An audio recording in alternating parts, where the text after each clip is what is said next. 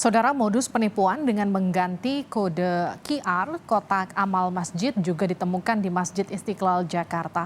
Pengurus Masjid Istiqlal menemukan sedikitnya ada 20 kotak amal yang sudah diubah kode QR-nya.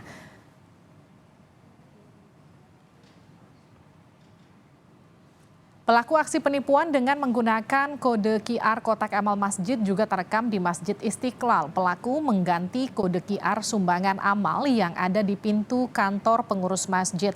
Pelaku juga terekam saat mengganti kode QR di beberapa kotak infak Masjid Istiqlal. Menurut pengurus masjid, telah melakukan pengecekan kode QR di kotak amal masjid. Hasilnya ada 20 kotak amal yang kode QR-nya telah diganti.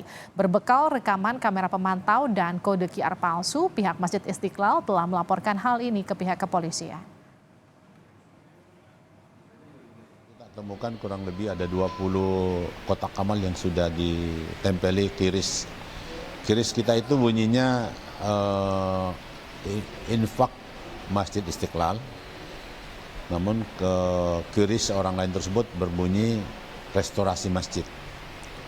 Jadi itu yang membedakan. Jadi itu ditemukan, setelah ditemukan lalu kita periksa seluruh kotak amal yang ada. Pada hari itu, pada Sabtu kita temukan 20-an. Lalu kemudian kita cek di CCTV dan ternyata betul kita bisa menemukan pelakunya, oknum pelakunya yang sedang berpura-pura salat dan setelah salat dia menempelkan kiris tersebut.